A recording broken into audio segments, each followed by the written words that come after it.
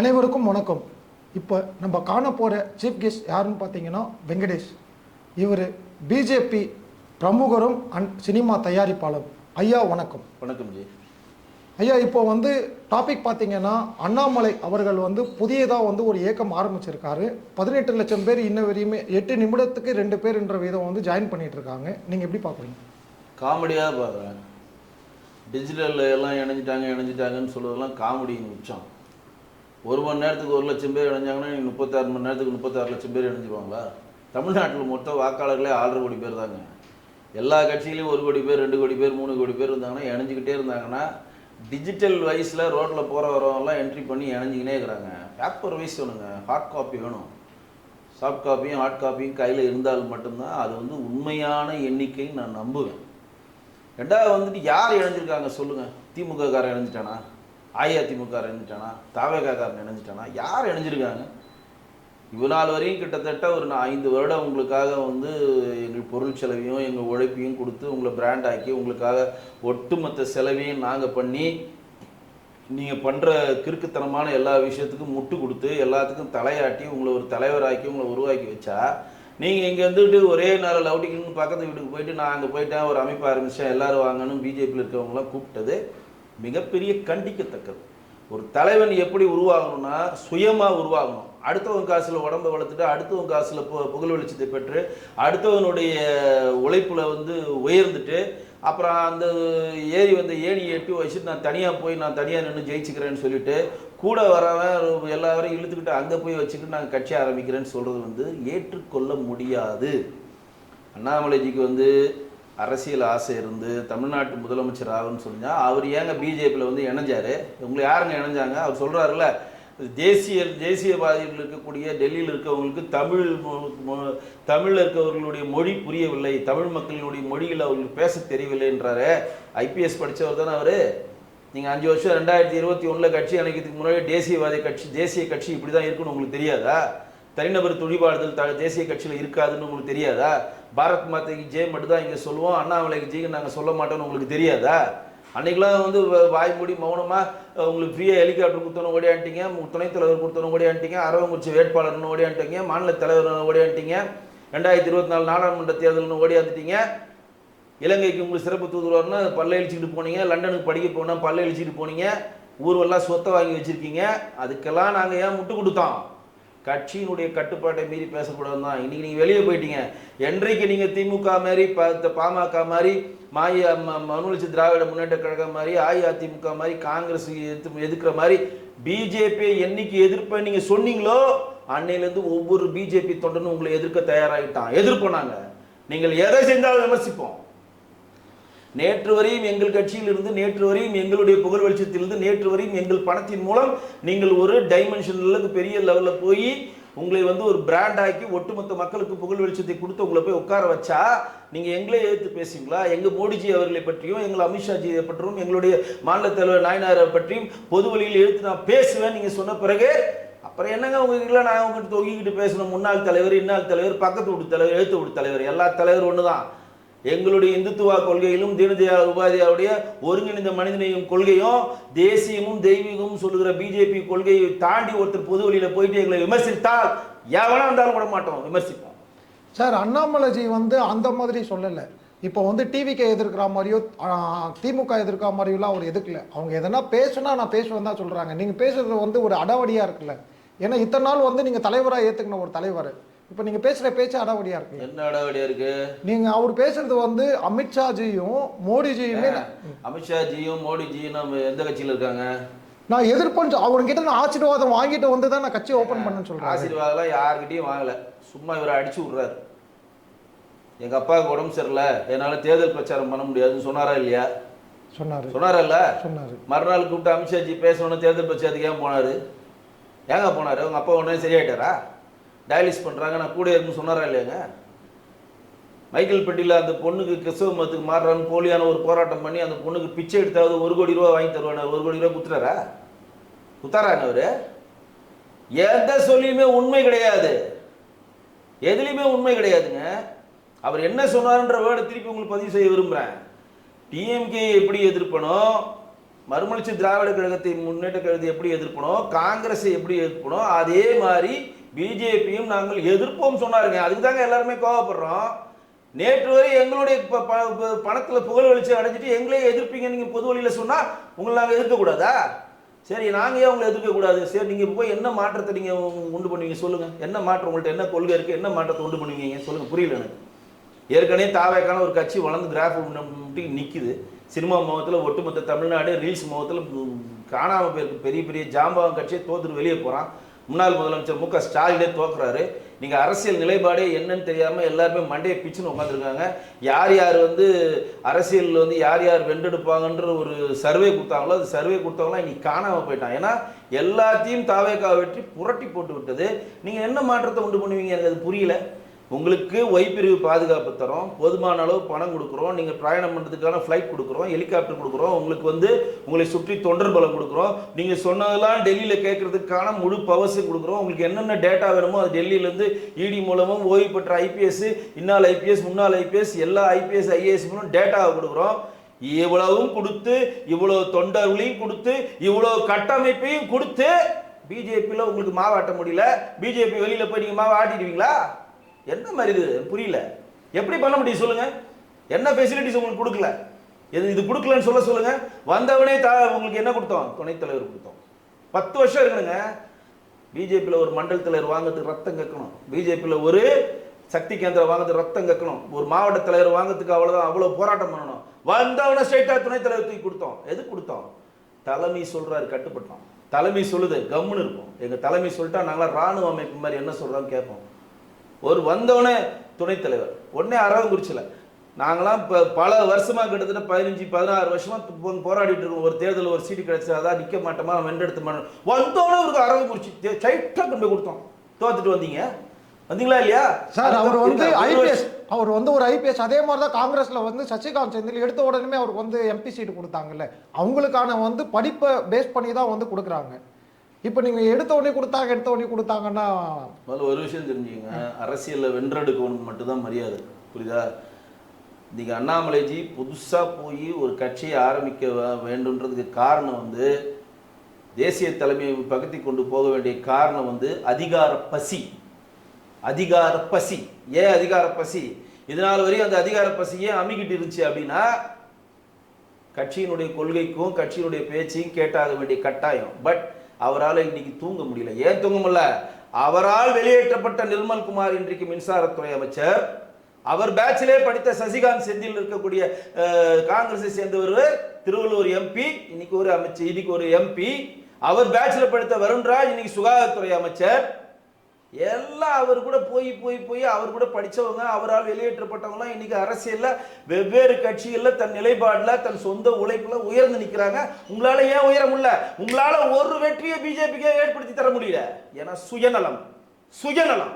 இந்த சுயநலத்தினால தான் கடவுள் உங்களுக்கு ஒரு வெற்றியை கொடுக்கல. ஒரு வெற்றி கொடுத்தீங்களா? நாடாளுமன்ற தேர்தலில் 22 இடத்துல நின்றீங்களா? 23 இடத்துல நின்றீங்களா? ஒரு வெற்றி கொடுத்தீங்களா? சட்டமன்ற தேர்தலில் ஹெலிகாப்டர் சுத்தி பிரச்சாரம் பண்ணீங்களா? 26ல் போஜராஜன் பண்ணது படுகர் சமூகத்துக்கு மேல் வெற்றி. அது பிஜேபி வெற்றின்னு ஒத்துக்க மாட்டேன். அந்த வெற்றியும் கொடுத்தீங்களா? எதனா ஒரு வெற்றி உங்களால் கொடுக்க முடிஞ்சதா? எந்த வெற்றியும் கொடுக்கல. 2014ஆம் ஆண்டு 2014 9 இடங்களில் போட்டியிட்டு தேசிய முற்போக்கு திராவிட கழகம் சொல்லுகிற விஜயகாந்த் கட்சி தலைமையில் பிஜேபி அன்னைக்கு பொன்னாருடைய மிகப்பெரிய ஒரு கட்டமைப்பில் அந்த தேர்தலில் நின்று பொன்னார் வென்றெடுத்தாரு. அன்புமணி ரெண்டு பேர் வெற்றி பெற்று அன்னைக்கு பெற்ற அதே 18% வாக்கு தான் 2024ல் நீங்க 23 இடத்துல நின்று அதே 18% வாக்கு கொடுத்துட்டு நாங்கள் அதிகமாக வாக்கு எடுத்துட்டோம், வாக்கு சதவீதத்தை உயர்த்திட்டாருன்னு கதையை கட்டுறீங்க. அரசியல் தெரியாதவன்ட்டு சொல்லுங்க உங்களோட கதையெல்லாம் டேட்டாவா சொல்லுவோம் நாங்களா. நீங்க எப்படி வாக்கு சதவீதத்தை உயர்த்துறீங்கன்னு. 12% விழுந்த ஓட்டு, 11% விழுந்த ஓட்டு அண்ணாமலைக்கு விழுந்த ஓட்டா? பாரத பிரதமர் மோடிஜிக்கு இந்தியாவினுடைய பிரதமர் ஆகணுன்றதுக்காக விடப்பட்ட ஓட்டு. ஏன் ஓட்டுன்றீங்க? அந்த 12% ஓட்டு உங்களோட ஓட்டாங்க. அன்னைக்கு நீங்களா பாரத பிரதமருக்கான தேர்தலில் நின்னீங்க? நீங்கள் பாரதிய ஜனதா கட்சியில் தமிழகத்தின் ஒரு முகம். நீங்க பாரதிய ஜனதா கட்சி கிடையாது. எங்களுடைய பாரத பிரதமர் மோடி அவர்கள் இந்தியாவின் முகம் இல்ல, உலகத்தின் முகம், விஸ்வகுரு. அவர் முன்னாடி ஒரு கோசு நீங்க சும்மா படம் காட்டிட்டு கூட இருக்க அல்லகையை வச்சுக்கிட்டு ஒரு வாகனத்தை வச்சுக்கிட்டு சிங்கம் வருது புலி வருதுன்னு உங்க கூட இருக்கக்கூடிய அல்லகைக்கு நம்பலாம். அறிவார்ந்த அரசியல் தெரிஞ்சவங்க பின்னாடி வரமாட்டான். சார் இப்போ அடுத்ததா வந்து திமுக பண்ணா மாதிரியே இப்போ இன்னைக்கு வந்து தாவைக்க பண்ணிட்டு இருக்கு. அவங்களோட அரசாங்கத்தை யாருன்னா விமர்சிச்சதா இன்னைக்கு வந்து காலையில பாத்தீங்கன்னா மாரிதாச வந்து ஒரு 10 பேர் போலீஸ் வந்து அரெஸ்ட் பண்றதா வந்து இருக்கு. ஏற்கனவே வந்து முக்தாரை வந்து கூப்பிட்டு மிரட்டியிருக்காங்க. திருச்சி சிவாவை வந்து சூர்யாவை வந்து அரெஸ்ட் பண்ணியிருக்காங்க. நீங்க எப்படி பாக்குறீங்க தாவைக்காவோட இந்த அடக்குமுறையை? முக்தர் வந்து அரெஸ்ட் ஆகல, சவுக்கு சங்கர் வெளியே வந்துட்டார், அதை சொல்ல மாட்டேன்றீங்க. சவுக்கு சங்கரை வந்து அரெஸ்ட் பண்ணது வந்து திமுக கவர்மெண்ட் சார். இப்போ அதே தான் வந்து இப்போ மாரிதாஸ் வந்து இவங்க பண்ற ஒரு சில விஷயங்கள் எல்லாம் சொல்றாரு. இன்னைக்கு பாத்தீங்கன்னா காலையில 10 அவங்க வீட்டில் வந்து 10 போலீஸ் நின்றுட்டு இருக்கு. என்ன சொல்றாங்கன்னா இல்ல நான் உங்களை கைது பண்ண மாரிதாஸை அரெஸ்ட் பண்ணிட்டாங்க, சொல்றது முள்ளுவாங்க. சவுக்கு சங்கரை ரிலீஸ் பண்ணிட்டாங்க. குண்டாஸ் போட்ட சவுக்கு சங்கர் ரிலீஸ் பண்ணிட்டாங்க. ஏற்கனவே சவுக்கு சங்கரை ரிலீஸ் பண்ண பிறகு சவுக்கு சங்கர் கொடுத்த பேட்டியில் ஏன் அருண் அவர்களுக்கு பழைய சென்னை போலீஸ் கமிஷனருக்கு லஞ்ச ஒழிப்புத்துறை டிஜிபி ஏன் கொடுத்தீங்க? சென்னை உயர்நீதிமன்றம் நிறைய வாட்டி அருண் அவர்களை கொட்டியிருக்கு. வாராகி அவர்களுக்கு குண்டாஸில் போட்டு உள்ளே போட்டார் அருண். 50,000 ஃபைன் போட்டாங்க. என்ன அடிப்படையில் அவர் குண்டாஸ் போட்டிங்கன்னு. ஷர்மான் ஒருத்தர் அரெஸ்ட் பண்ணாங்க. அதாவது தேமுதிமுகவுடைய எம்பியாக இருக்கக்கூடிய சதீஷ் அவர்களுடைய பார்ட்னர்ஷிப்பில் சேர்ந்து நாங்கள் வந்து ஒரு பில்டிங் கட்டித்தரோம்னு ஒரு பில்டரை இருக்கக்கூடியது அரெஸ்ட் பண்ணி உள்ளே போட்டாங்க. அவர் ஏன் நீங்கள் அரெஸ்ட் பண்ணீங்கன்னு சொல்லி குண்டாஸில் போட்டுச்சு. அதே மாதிரி சவுக்கு சங்கருக்கும் குண்டாஸ் மெட்டில் சொல்லி கொட்டுச்சு. யாரை எல்லாமே அருண் மேலே வந்து நீதிமன்றம் தன் கண்டனத்தை தெரிவிச்சது. அது மட்டும் இல்லாமல் இந்தியாவிலே ஒட்டுமொத்தமாக 3500 குண்டாஸ் தான் போடப்பட்டிருக்கு இந்தியாவிலே. அந்த 3500ல் 1800 குண்டாஸை நீ திமுக அரசாங்கம் தமிழ்நாட்டில் போட்டுச்சு. நான் சொல்ல, விடுதலை சிறுத்தைகள் கட்சியின் ஒரு துணைத் தலைவர் ரவிக்குமார் சொல்லியிருக்காரு. சரிங்களா? அதனால வந்து சவுக்காரனை நீங்கள் ரிலீஸ் பண்ணாங்க. இந்த அரசாங்கத்துக்கு எதிர்த்து பேசினாவே அரெஸ்ட் பண்ணுறது எப்படிங்க ஏற்றுக்க முடியும்? முக்தார் பேசுனதும் திருச்சி சூர்யா பேசுனதும் மிகப்பெரிய தவறு. நான் வந்து கிட்டத்தட்ட 15 வருஷமாக யூடியூப்பில் பேசிகிட்டு இருக்கேன். கிட்டத்தட்ட 12 வருஷமாக பேசிகிட்டு இருக்கேன். எங்கேயுமே தனிநபர் தாக்குதல் பேசுனதே கிடையாது. எந்த நபரினுடைய குடும்பத்தை பொது வழியில் பேசுனதே கிடையாது. ஏன்னா இன்னைக்கு விஜய் சாரை பற்றி நான் வந்து எவ்வளோதான் வந்து பொது வழியில் அவரை வந்து அவர் ஆட்சியை பற்றி பொது வழியில் பேசினாலும் என் இனிய நண்பர் அவர், மாற்றே கிடையாது. இன்னைக்கு அண்ணாமலைஜியை பற்றி நான் பொது வழியில் எவ்வளோ திட்டி பேசினாலும் அவரும் என் இனிய நண்பர். கருத்தியெல்லாம் சொல்கிறோம், கருத்தியெல்லாம் எங்கள் கோபத்தை வெளிப்படுத்துகிறோம். எனக்கு அண்ணாமலைக்கு வாய்க்கால் சண்டையா? எனக்கு விஜய் சாருக்கு என்னென்ன சொத்து பிரச்சனையா? எதுவுமே கிடையாது. இன்றைக்கும் விஜய் சார் எங்களை கண்டா வாங்க தான் சொல்லுவார். இன்றைக்கும் அண்ணாமலைஜி சொன்னால் வாங்கஜி தான் சொல்லுவாங்க. ஏன்னா கருத்தியெல்லாம் சொல்கிறது தவறு கிடையாது. ஆனால் திருச்சி சூர்யா ஆகட்டும் முக்தார் பேசுனதெல்லாம் ஆபாசத்தின் உச்சம். அவர்களெல்லாம் கைது செய்யப்பட வேண்டியவர்கள். நான் சொல்கிறேன், திமுக தன் கைவசம் இருக்குன்ற ஒரே இதுக்காக கட்டத்தை ஆடுறதெல்லாம் ஒத்துக்க மாட்டேன். முக்தாரும் என் இனிய நண்பர். வேலூரில் நடத்தின அந்த கூட்டத்தில் சிறந்த ஊடகவியாளர் எனக்கு அவார்டு கொடுத்தார் முக்தார். என் இனிய நண்பர் தான் அவர். திருச்சி சூர்யாவும் என்னோட நண்பர் தான். ஆனால் நண்பர்ன்றதுக்காக அவங்க செய்கிறது எல்லாத்தையும் ஆமோதிக்க முடியாதுங்க. யாருடைய பெட்ரூமில் எட்டி பார்க்குற உரிமை உங்களுக்கு கிடையாது. எந்த பெண்களையும் பொது வழியில் இழிவாக பேசுகிற உரிமை அவங்களுக்கு கிடையாது. காமராஜரை இழிவாக பேசுகிறப்பே முக்தாரை நீங்கள் அரெஸ்ட் பண்ணிக்கணும். அப்பயே நீங்கள் பண்ணல. நாடார் சங்கம் அவ்வளோ பெரிய பிரச்சனை எழுப்பினாங்க. அன்றைக்கி திமுக அரசு முட்டு கொடுக்குறாங்கன்ற ஒரே காரணத்துக்காக அவர் தப்பிச்சுக்கிட்டு வந்தார். திருச்சி சூர்யா வந்து எம்பி சிவாவுடைய மகன்ற ஒரே காரணத்துக்காக அவர் தப்பிச்சுக்கிட்டு இருந்தார். இன்னைக்கு தாவேக அரசாங்கம் சட்டப்படி எடுக்கிறாங்க, வரவேற்கிறோம். மாரிதாஸ் அவர்களை நீங்கள் கைது செய்வதை கண்டிக்கிறேன். ஏன் கண்டிக்கிறேன்னா, இந்த ஆட்சியில் நடக்கிற அவங்களை பொது வழியில் சொல்வதற்கு தமிழ்நாட்டில் பிறந்த ஒவ்வொரு குடிமகனுக்கும் உரிமை இருக்குங்க. கான்ஸ்டியூஷன் உரிமையை கொடுத்துருக்குங்க. ஒரு எம்எல்ஏ எனக்கான வேலையை செய்யலாம், அந்த எம்எல்ஏ சொக்காவை பிடிச்சி கேள்வி கேட்குற உரிமை எனக்கு இருக்கு. நான் ஓட்டு போட்டால் எனக்கு அவர் பதில் சொல்லணும். நான் என்னோட வரி பணத்தில் 1,50,000 ரூபா அவருக்கு சம்பளம் கொடுக்குறேன். நான் எம்எல்ஏ ஆகிட்டேன், எதுக்கும் பதில் சொல்ல முடியும்னு போக முடியாது. சட்டமன்ற உறுப்பினரோ பேரூராட்சி தலைவரோ சேர்மனோ மேயரோ மாநகராட்சி ஆணையரோ யாராக இருந்தாலும் சொக்காவை பிடிச்சி தான் கேள்வி கேட்பேன். ஏன்னா என் உரிமை, எனக்கு அந்த உரிமையை இந்திய அரசியலமைப்பு சட்டம் அம்பேத்கர் வழங்கியிருக்காருங்க.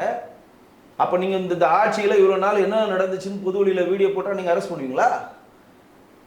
கருத்தியலாக சொல்வதை அரெஸ்ட் பண்ணுவதை நாங்கள் ஏற்றுக்க மாட்டோம். முக்தார் அவர்களையோ திருச்சி சூர்யா ஆபாச பேச்சுக்கு நீங்கள் அரெஸ்ட் பண்ணுறீங்களோ அது ஒத்துக்கிறோம், அது பிரச்சனை இல்லை. ஆனால் இந்த ஆட்சியில் என்னென்ன லூப் ஹோல் நடந்திருக்கிறத மாரிதாஸ் போன்ற ஆட்கள்லாம் பொது வழியில் விமர்சிக்கிறாங்க. எங்களை மாரி ஆட்கள்லாம் இதெல்லாம் நடந்திருக்கு பாருங்கன்னு முதல்வர் கவனத்துக்கு கொண்டு போகிறோங்க. முதல்வர் ஒரு 4 செவத்துல உட்காந்துட்டு அவருக்கு எல்லா விஷயமும் தெரிஞ்சிடாதுங்க. அந்த அதிகாரிகள் சொல்கிற செய்திகள் மட்டும்தாங்க அவர்கிட்ட போகும். இந்த மாதிரி நாளைக்கு யூடியூப்பில் என்னென்ன நடக்குது, எந்தெந்த அதிகாரிகள் என்ன பண்ணுறாங்க. இப்போ ஸ்ரீகாந்த் போயிட்டு நீங்கள் கச்சத்தீவுக்கு என்ன பண்ண போறீங்கன்னு சொன்னால் பக்கத்தில் வந்து சொல்லி கொடுக்குறான் நோ கமெண்ட்ஸ்னு. இதை முதல்வர் பார்வை கொண்டு போனோம். சுற்றுச்சூழல் அமைச்சர்னு சொல்ல தெரியாமல் சுற்றுலாத்துறை அமைச்சர் ஒருத்தர் சொல்கிறான், முதல்வர் பார்வை கொண்டு போகணுமா இல்லையா? அதெல்லாம் எப்படி கொண்டு போவீங்க? அதிகாரிகள் கொண்டு போவாங்களா? கொண்டு போக மாட்டாங்க. கொண்டு போக மாட்டாங்க. இங்க என்னென்ன நடக்குதுன்னு தெரியணும். தன்னுடைய இப்ப லிமிட்டை தாண்டி போய் நன்றி சொல்றாரு ஸ்ரீகாந்த் சார். அவரே என் ஃப்ரெண்டு தான், என் நண்பர் தான், அவரு இனிய நண்பர் தான் அவரும் ஸ்ரீகாந்த். அப்ப ஸ்ரீகாந்த் வந்து திருநெல்வேலியில ஜெயிச்ச, தூத்துக்குடியில ஜெயிச்ச தொகுதியை விட்டு பக்கத்து வீட்டு தொகுதியில போய் நன்றி சொல்லுங்கிறான். அவன் கூப்பிட்டு சொல்றான், ஐயோ இது உன் தொகுதி இல்லையா, வேற கன்னியாகுமரி மாவட்டத்தில் ஒரு தொகுதி, எங்க எதுக்கே நன்றி சொல்றேன்னு கேட்கறாங்க. சிரிச்சுக்கிட்டே வராரு ஸ்ரீகாந்த். நீங்கள் 200 யூனிட் வந்து இலவச கரண்ட்னு சொல்லி ஒரு ஜிப்ஜாக் வேலையை காட்டினதை பொது வழியில் விமர்சிக்க தான் செய்வோம். சிங்கப்பன் வந்து உடனே கையெழுத்து போட்டு உடனே ஆரம்பிக்கிறேன்னு சொல்லிட்டு இங்கே கொலை கொள்கை அதிகமாகிடுச்சு. ஏன் இன்னும் அதற்கான விழாவை தொடங்கி பவானி டிஜிபி அவர்களை வந்து நீங்கள் வந்து பவர் கொடுக்கல அப்படின்னு சொல்றதை விமர்சிக்க தான் செய்வோம். விவசாய கடன் சும்மா கண் துடைப்போ ஒரு 2000 கோடி கொடுத்துட்டு நபார்டு வங்கியில் அறிவிக்கல அப்படின்னு சொல்லி நீங்கள் பூச்சி வேலையை பண்ணீங்கன்னா விமர்சிக்க தான் செய்வோம். ஆட்சியில் நடக்கிற அவலங்களையும் நீங்கள் சொன்ன வாக்குறுதி நிறைவேற்றுங்களா பொது வழியில் எல்லாரும் விமர்சிப்போம். விமர்சிச்சா நீங்கள் கைது பண்ணுவீங்கன்னா அப்போ தமிழ்நாட்டில் பேசுகிற யூடியூபர் எல்லாரையும் நீங்கள் கைது பண்ணுவீங்களா? தாவேக அரசாங்கம் ஆட்சி பொறுப்பில் ஏற்றோன்னு ஃபர்ஸ்ட் எடுத்து சென்னை உயர்நீதிமன்றத்தில் ஒரு கொட்டு வாங்க செய்தி நிறைய பேருக்கு தெரியாது. ஏன்னா யார் யார் யூடியூப்ல வந்து அவதூறு செய்திகளை பரப்புங்களோ அதெல்லாம் தடை பண்ணணும்னு சொல்லிட்டு போய் கேட்டாங்க. அவங்க கோர்ட்டில் போட்டு அது ஸ்டே வாங்கினாங்க எல்லாருமே சேர்ந்து. கருத்து சுதந்திரம் இருக்கிற நாட்டில், ஜனநாயக நாட்டில், கான்ஸ்டியூஷன் எல்லாரும் எல்லா கருத்துக்களையும் பொது வழியில் பகிர்ந்துக்கான எல்லா உரிமையை கொடுக்குற இடத்துல நீங்கள் சும்மா மிகப்பெரிய ஒரு கடலை வந்து ஒரு கையை காட்டினீங்கன்னா அது கடலில் நிற்குமா? திரும்பி வந்து போயிட்டு தாங்க இருக்கும். அதற்கேற்றமான ஆட்சிகளை செய்யுங்க. மாரிதாஸ் போன்ற ஆட்கள்லாம் உருவாக மாட்டாங்க. அதற்கேற்ற ஆட்சிகள் நீங்கள் செய்யணும்னா 100 மாரிதாசில் 1000 மாரிதாசுகள் உருவாக்கிட்டு தாங்க இருப்பாங்க. அதுதாங்க இந்தியன் கான்ஸ்டியூஷன் சொல்லி கொடுத்துருக்கு. அதே அம்பேத்கருடைய சட்டம் சொல்லுது. அதுதாங்க செய்கிறோம். இப்போ திமுக தலைவர் ஸ்டாலின் ஐயா என்ன சொல்றாருன்னா, இது 6 மாசம் கூட இந்த ஆட்சி தாங்காது அப்படின்றாங்க. இதுவரையுமே 2006 to 2011 தான் இவ்வளவு பெரிய மின்வெட்டு இருந்தது. இப்போ பாத்தீங்கன்னா அங்கங்க மின்வெட்டு நடக்குது. இனிமே சட்டம் ஒழுங்கு அங்கங்க இதை வந்து திமுக சொல்றதுக்கு எந்த அருகதையும் இல்லை. மின்வெட்டுக்காக ஒரு ஆட்சியே இழந்தது திமுக. உங்களுக்கு எல்லாருக்கும் தெரியுமான்னு தெரியல. ஆற்காடு வீராசாமின்னு ஒருத்தர் மின்சாரத்துறை அமைச்சராக போட்டு கிட்டத்தட்ட 5 வருஷம் வீட்டில் போய் தூங்க வச்சார். ஒருத்த அமைச்சர் ஒட்டுமொத்த கூடாரத்தையும் அன்னைக்கு காலி பண்ணார். அப்புறம் ஜெயலலிதா அம்மையார் வந்து தான் அது மிகப்பெரிய லெவலில் அதுக்கு வந்து ஒரு நிர்வாக முன்னெடுப்பை கொண்டு வந்து தமிழ்நாட்டில் மின்வெட்டு இல்லாத மாநிலமாக கொண்டு வந்தாங்க. எடப்பாடி அவர்கள் வந்து உதய மின் திட்டத்தில் இருந்து மின்வெட்டு இல்லாத மாநிலமாக கொண்டு வந்தாங்க. மறுபடியும் வந்து அணில் அமைச்சர்னு சொல்லுகிற நம்ம செந்தில் பாலாஜி மின்சாரத்துறை அமைச்சராகிறப்ப அவர் என்ன சொன்னார், எல்லா வயரையும் அணில் கடிச்சதுன்னு சொன்னார். அதுக்கு அணில் அமைச்சர்னு அவருக்கு பேரை கூட வச்சாங்க. இப்போ என்னுடைய இனிய நண்பர், அவர் எனக்கு மிக நெருங்கிய நண்பர் திரு நிர்மல்குமார், நாங்கள் அவரை ஒன்றா ஒர்க் பண்ணியிருக்கோம் பிஜேபியில். அவர் இன்னைக்கு வந்து மின்சாரத்துறை அமைச்சர் ஆயிருக்காரு. நான் என்ன சொல்றேன்னா, மின்வெட்டு வந்து இப்போ ஈசிஆரில் மின்வெட்டு அதிகமாக இருக்குன்னு சொல்லி அங்கே இருக்கக்கூடிய எம்எல்ஏவை போயிட்டு முற்றுகை பண்ணியிருக்காங்க திருப்பூரூரில். அது முற்றுகை பண்ணுவதனால எந்த புண்ணியம் கிடையாது. அதிகாரிகள் தாங்க மின்சாரத்தை தர முடியும். மின் பொறியாளர் மட்டும்தாங்க அங்கே இருக்கக்கூடிய தடையற்ற மின்சாரத்தை கொடுக்க முடியும். ஒரு சட்டமன்ற உறுப்பினராக எப்படி மின்சாரத்தை அவர் துரிதப்படுத்த தான் முடியும். ஏங்க கட் பண்ணாமல் பார்த்துக்கோங்க, கரெக்டாக நீங்கள் வந்து டிரான்ஸ்ஃபார்மரில் அமைங்க. வந்து லைன் வந்து ஓவர்லோடான உடையுதுங்க, பெரிய பெரிய டிரான்ஸ்ஃபார்மர் இமீடியட்டாக பொருத்தி டெண்டர் பண்ணால் அது பெரிய ப்ராசஸ். இப்போ நீங்கள் ஒரு டிரான்ஸ்ஃபார்மர் வைக்கணும்னா ஓவர் நைட்டில் போய் வச்சிட முடியுமா? அதுக்கு ஒன்று ஒரு ஜியோ பாஸ் பண்ணணும், பில்லை பாஸ் பண்ணணும், டெண்டர் பண்ணணும், பெரிய ப்ராசஸுங்க அது. அதற்கான டைம் கொடுக்கணும். ஆனால் அதுக்கான டைமை வந்து நாங்கள் கொடுப்போம். எது கொடுப்போம்? மற்ற விஷயங்கள் கொடுப்போம். மின்சார தடை, சட்டம் ஒழுங்கு, பாலியல் ரீதியான பிரச்சனைகள், குற்றச்செயல்கள், இதுக்கெல்லாம் உங்களுக்கு டைம்லாம் கொடுக்கவே முடியாது. டே ஒன்லேருந்து நீங்கள் ஒர்க் பண்ணி தான் ஆகணும். நைட்டும் பகலும் வேறு வழியே கிடையாது. மின்சாரம் எங்களுக்கு கண்டிப்பாக வேண்டும். மின்தடை இல்லாத மாநிலமாக தமிழகம் மாற வேண்டும். இன்றைக்கு இந்த கோடை காலத்தில் ஃபேன் ஓடலைன்னா எவனும் நீங்கள் உயிரோடு இருக்க முடியாது. அப்படி இருக்குது வெயில்.